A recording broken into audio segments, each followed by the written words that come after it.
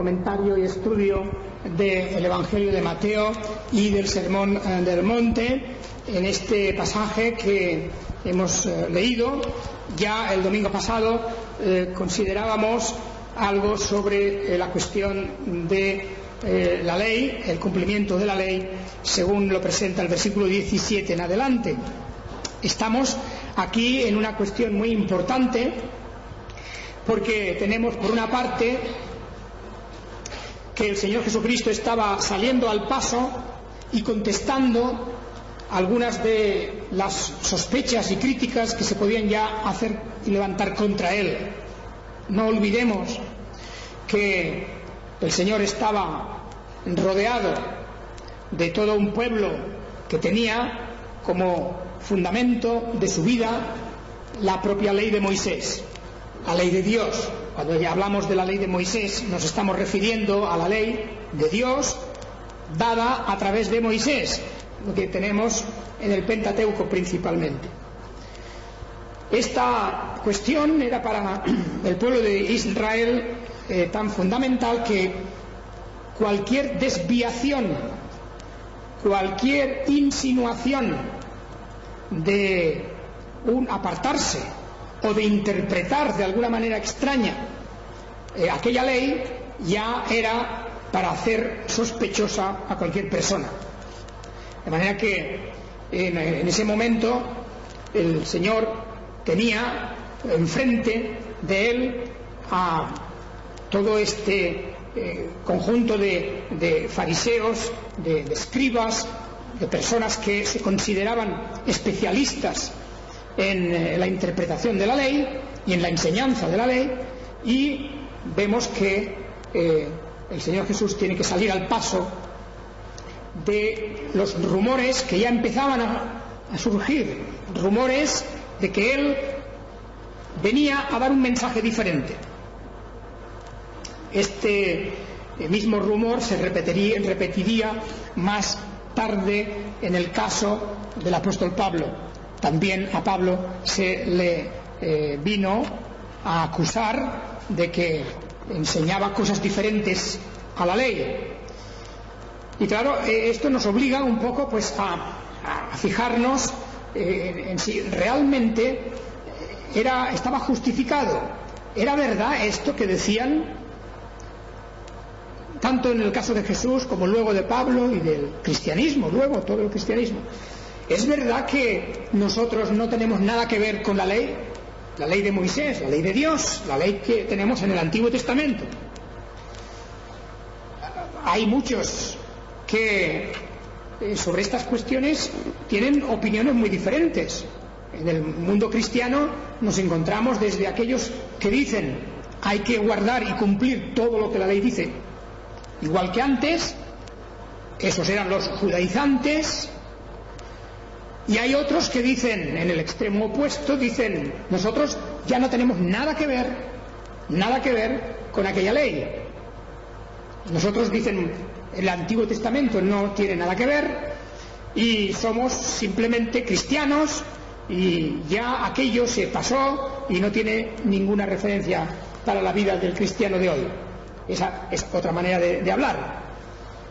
Bueno, aquí nos encontramos sin duda con uno de los asuntos más importantes en la vida cristiana, porque claro, al leer la Biblia pasamos a veces del Antiguo Testamento, leemos algo del Antiguo, luego leemos del Nuevo y surgen las preguntas: ¿esto que he leído, esto es así para mí o no es así?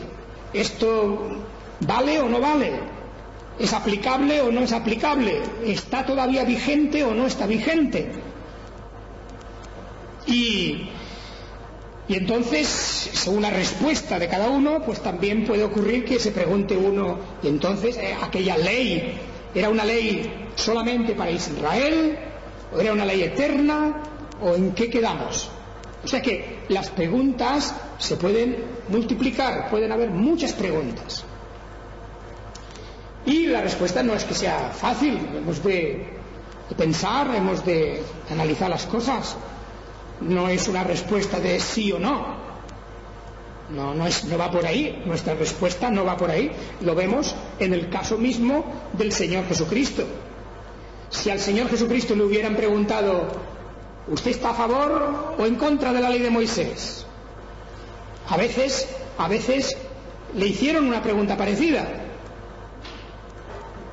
Y el Señor vemos que no se pronuncia diciendo simplemente sí o no, sino que va a una respuesta para hacernos pensar más profundamente.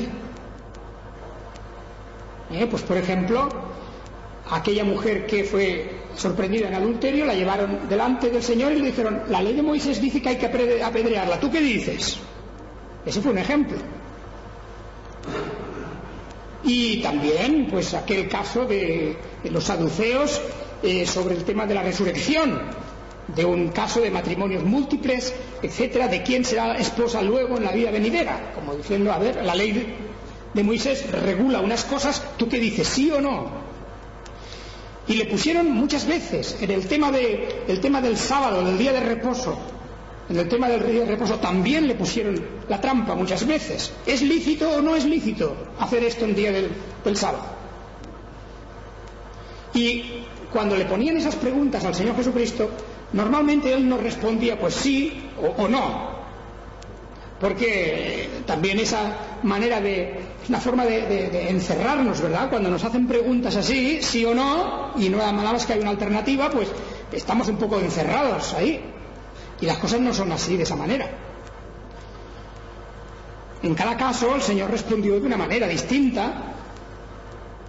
En el caso de la mujer adúltera respondió de una forma, en el caso de aquel matrimonio múltiple de otra forma, en el caso del día de reposo contestaba también de otra manera. A veces les devolvía la pregunta, el Señor Jesucristo mismo les devolvía la pregunta. Por ejemplo, en el caso del reposo: ¿es lícito hacer el bien o el mal? Les devolvía la pregunta: ¿es lícito hacer bueno o no?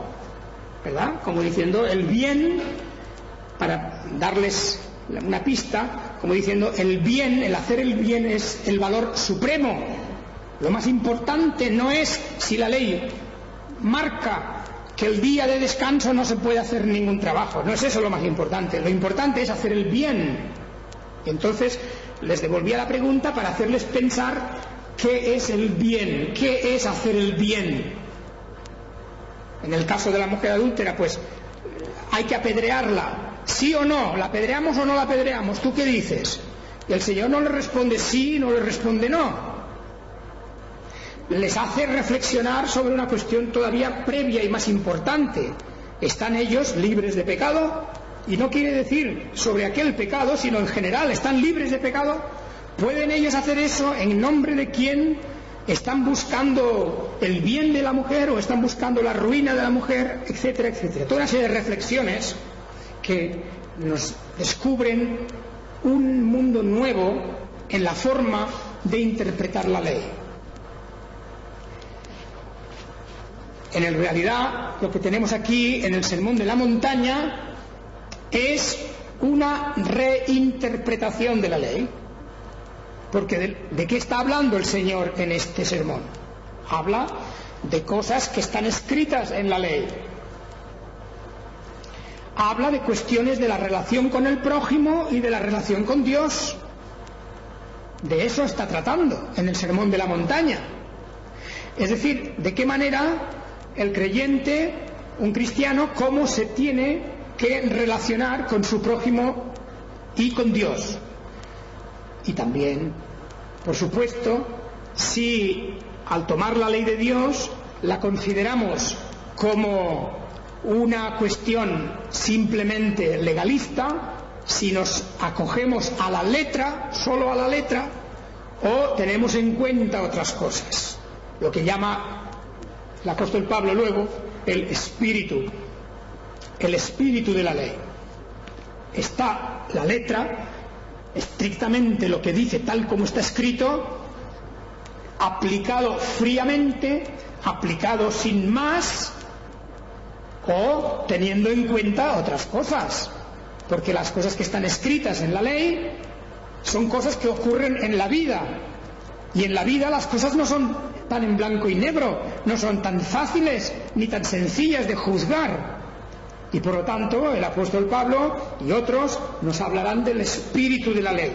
La letra mata, el espíritu da vida, lo cual quiere decir que la ley de Moisés, la ley de Dios, no se puede interpretar de una manera literal, fríamente, solo teniendo en cuenta aquello que está escrito estrictamente, sino que hay que tener en cuenta una serie de datos y circunstancias y aplicaciones que en cada caso pueden variar mucho. Pero también hay otra cosa importante. No nos pensemos que cuando viene el Señor Jesucristo a hacer esta nueva interpretación y aplicación de la ley, no nos pensemos que viene a ponernos las cosas más fáciles. El Señor Jesucristo no vino a poner las cosas más fáciles.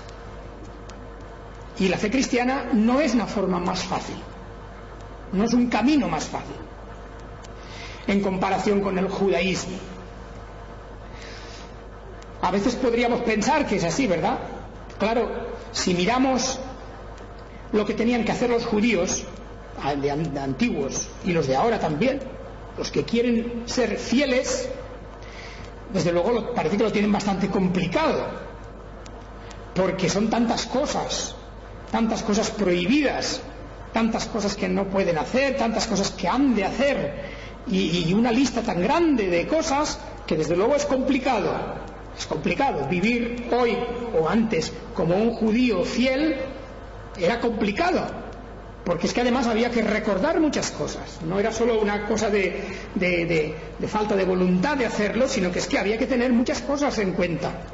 Pues los alimentos que no se podían tomar, los que sí, la combinación de unos con otros, las cosas que en el día de reposo estaban permitidas, las que no estaban permitidas, y así podíamos seguir la lista, todas las ceremonias de purificación distintas, en fin, en la época en que habían sacrificios y ofrendas especiales mandados en la ley, pues cumplir con todo eso era complicado, era muy, muy complicado. Y la pregunta podría ser, parece entonces que el Señor Jesucristo viene a ponernos las cosas más fáciles, como diciendo, es que el Señor Jesucristo de golpe nos quita de encima de la mesa todos esos mandamientos molestos y de repente dice, pues mirad, todo esto ya no vale para nada, o ya todo esto ha terminado, y ahora ser un hijo de Dios ya es fácil, es simple, sencillo, no tienes más que estar contento y alegre y decir alabado sea el Señor o cosas así, o venir al templo de Dios y cantar y ya está. ¿Es eso en realidad de lo que se está hablando? Pues desde luego que la respuesta es negativa, que no es así. Podemos incluso decir, el Señor Jesucristo no vino a poner las cosas más fáciles. Más bien tendríamos que decir que vino a ponérnoslas más difíciles.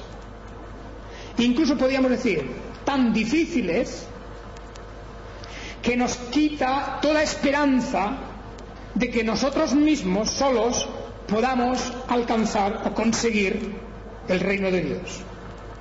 Y aquí está la gran diferencia. Para cualquier judío de aquella época y de hoy, eran complicadas las cosas, eran difíciles, pero ellos tenían la convicción de que haciendo todo aquello ganarían la entrada, el acceso al reino de los cielos. Así que ellos pensaban, solo es cuestión de hacer todo esto, solo es cuestión de esforzarse mucho, de cumplir esto, de evitar lo que está prohibido, no hacer lo que está prohibido, hacer lo que está mandado, y ya está. Y así nos acordamos todos de la figura de Pablo, de aquel Saulo de Tarso, que como fariseo que era, como un gran observante de la ley, como hombre que estaba convencido de su capacidad para cumplir las cosas de la ley, pues nos escribe en su carta a los filipenses y refleja allí lo que antes pensaba de sí mismo, que en cuanto a la ley él era irreprensible, ¿Qué quiere decir eso? Que era irreprensible en cuanto a la ley. Pues que si miramos la ley en cuanto a la letra, lo que dice, lo que marca la ley, él lo había cumplido todo, lo estaba cumpliendo todo. Nadie podía reprocharle no haber cumplido algo. Nadie podía juzgarle porque todo lo que decía o todo lo que prohibía, él lo había cumplido. Y por eso la satisfacción que él tenía en su anterior etapa, antes de su conversión, era una seguridad plenamente de tipo religioso, en el sentido de que él pensaba que guardando todas aquellas cosas, o observándolas y obedeciéndolas, ya estaba bien. Bien, el Señor Jesucristo nos dice dos cosas aquí importantes. Una, que Él no había venido a abrogar la ley, ya lo vimos otro día, se mantiene, y ha venido para cumplirlas, para realizar todo aquello que la ley exige. Y en ese sentido la vida del Señor Jesucristo fue escrupulosamente de obediencia a la ley de Dios, no solamente en las cosas externas, sino también en lo interno, en la actitud suya, en su pensamiento. Pero claro, cuando Él viene a hablarnos de este tema de la ley, nos hace ver que hay una parte de la ley de Dios que nunca la tenemos en cuenta. San Pablo no la tuvo en cuenta. Y por eso él estaba tan orgulloso. Él pensaba que lo había cumplido todo. Y es que se le olvidaba que hay algo que también importa incluso más, porque es aquello que demuestra que realmente somos lo que somos, lo que demuestra que somos criaturas en un estado de pecado, que venimos a este mundo con una naturaleza deteriorada, con una naturaleza corrompida, inclinada al pecado. Y eso él no lo pensaba. Él se veía como una persona justa, él se veía como un hombre recto, él se veía como un hombre santo, y él se veía como alguien capaz de cumplir y obedecer todo, porque no pensaba él para nada en su corazón, en lo interno. A él todo lo que pasara por el corazón, por la voluntad, por los deseos, por las inclinaciones, eso no le importaba, eso él lo desechaba. Él pensaba que eso no tiene ningún valor, ninguna importancia. Él pensaba como pensaría cualquier jurista o cualquier hombre de leyes: lo que importa es lo que hacemos, decía él. Lo que importa es lo que hacemos, o lo que no hacemos, pero solamente lo que importa son los actos, las obras. Lo demás no importa. ¿Qué importa? Decía él. ¿Qué importa la codicia? ¿O qué importa los malos pensamientos? ¿O qué importa los deseos? ¿O qué importa la soberbia o la envidia o el odio? Que todas esas cosas para él ni le pasaban por la mente.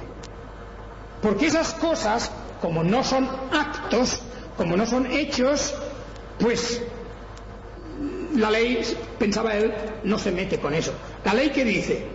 La ley dice: no matarás.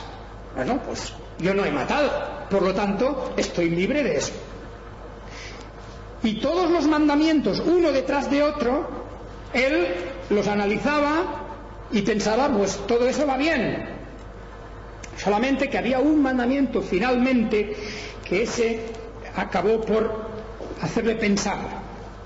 Y parece como si la obra de Dios, la obra del Espíritu Santo, en su corazón vino a través del último mandamiento que hemos leído, que dice: no codiciarás. No codiciarás. No codiciarás ni esto, ni lo otro, ni lo otro, ni lo otro, ni lo otro, nada. Porque la palabra codiciar, o sea, tener un deseo desordenado de algo, ilegítimo de algo, eso ya no es un acto, ya no es una obra, un hecho, no, sino que es algo interior. Y hasta ese momento, hasta el momento en que Dios sale al paso del apóstol, de Saulo de Tarso, él nunca había meditado en ese mandamiento. Por lo tanto, cuando Jesús viene a enseñar aquí la verdadera interpretación de la ley, es como si nos viniera a decir, mira, hay un segundo plano o segundo nivel de la ley que nunca lo habéis visto, nunca lo habéis pensado. Es como si les estuviera diciendo esto a los judíos. Vosotros leéis la ley y solamente miráis los actos. Si la ley dice, no tendrás otros dioses, tú puedes decir, pues yo no tengo otro dios, porque en mi casa no hay ninguna imagen de ningún dios, yo no voy a ninguna ermita o ningún templo a adorar a otro dios, yo ni siquiera menciono a otros dioses, o sea que yo no tengo otro dios.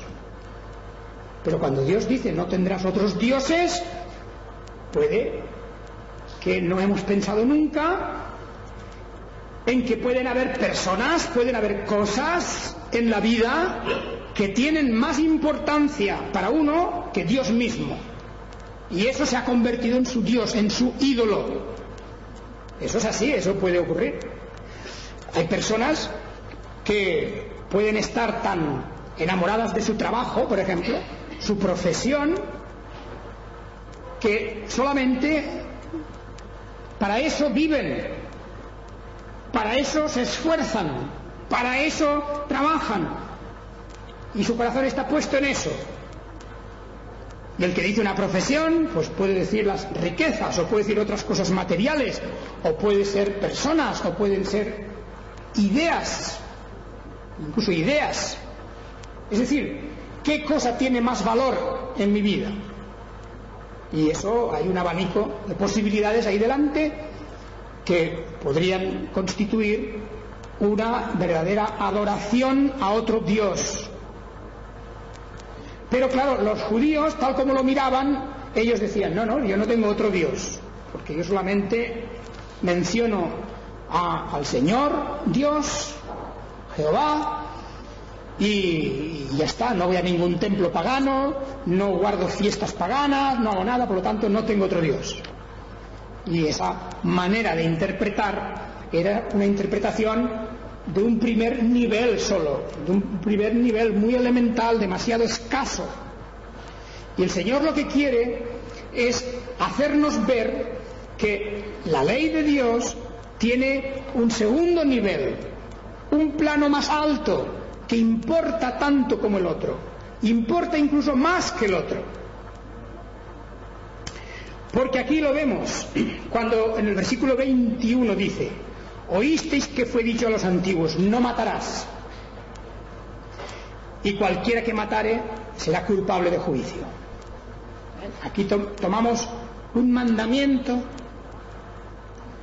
que fácilmente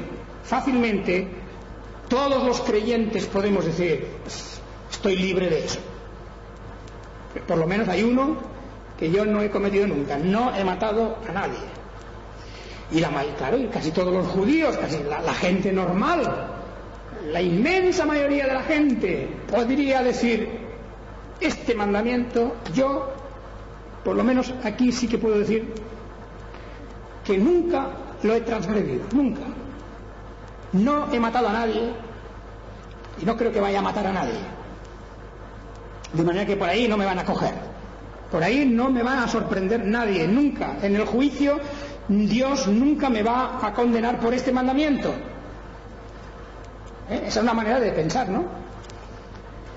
Si pensamos así, como hacía el apóstol antes de su conversión, Saulo de Tarso, pensaba así, pues seguramente repasaríamos todos los mandamientos y podríamos ir diciendo, mira qué bien, este nada, prácticamente todos los hemos pasado bien, podemos pasar el examen bien.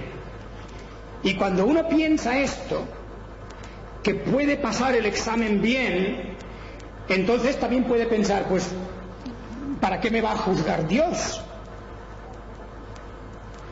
Esa idea del juicio de Dios, eso será para la gente muy mala, porque yo no tengo nada de todo esto. por lo menos los más importantes de esos mandamientos, nada. Sin embargo, aquí tenemos solo el primer nivel de interpretación, solamente si nos atenemos a la letra. La letra de la ley, claro que dice esto, dice no matarás. Ya está. Si cogemos los 10 mandamientos y ya está. No matarás. Pues yo no he matado, por lo tanto, con toda lógica, yo no soy culpable de este mandamiento, por lo menos. Bien, pero las palabras del Señor Jesucristo vienen a ponérnoslo no más fácil, porque la fe cristiana no es más fácil. Viene a ponérnoslo, por el contrario, más difícil. Como he dicho antes, tan difícil que nos lleve a la desesperación, tan difícil que nos haga pensar es que es imposible entonces, es que entonces no puedo yo hacer nada para lograr mi propia salvación, o para ser justo delante de Dios, o para parecer con un poquito de santidad delante de Dios. Pues claro, es que eso es lo que quiere el Señor. Quiere reducirnos de tal manera que lleguemos a esa desesperación de decir no puedo tener esperanza en mis propias obras. No puedo hacer nada que satisfaga la ley de Dios plenamente. No puedo hacer nada que tenga méritos suficientes para mi salvación, menos aún para la salvación de otros. ¿Por qué? Porque el Señor Jesucristo dice, bien, aunque no hayas matado, no pienses que estás libre de ese mandamiento. Porque la exigencia de la ley de Dios no se termina con eso de no matar. La exigencia de la ley de Dios va más allá. La exigencia de la ley de Dios va a mirar también las intenciones, los sentimientos, los movimientos de la voluntad, los deseos, lo que aparece por nuestro corazón con carácter negativo. Por ejemplo, el odio, el desprecio, el menosprecio, el aborrecimiento, los deseos maliciosos contra otra persona. No hablemos ya, como veremos más adelante, de todo el tema del falso testimonio o del matar a una persona con la lengua,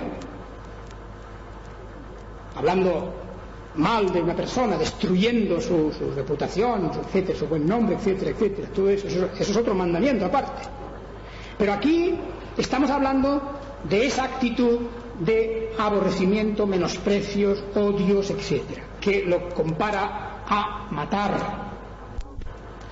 Tú no has matado, no matarás nunca, pero estás libre de menospreciar. ¿Estás libre de aborrecer? ¿Estás libre de la ira contra alguien? ¿Estás libre de decir a una persona necio? ¿Estás libre de hablar de esa persona como si fuera nada? ¿Estás libre de eso? Porque tú dirás, estoy libre de matar. Sí, estás libre de matar. Dios, gracias a Dios, seguramente a todos nos ha puesto esa barrera que no llegaremos nunca a matar a nadie. Pero ¿estamos seguros de que tenemos también esa capacidad de no llegar a hacer esto? De no aborrecer, odiar, o simplemente de una antipatía o de un sentimiento negativo hacia una persona. ¿Estamos libres de eso? De eso ya no pondríamos nadie nuestra mano en el fuego, como se diría. Tal vez nos atreveríamos a ponerla en el fuego, como se dice, en aquella prueba famosa, ¿verdad?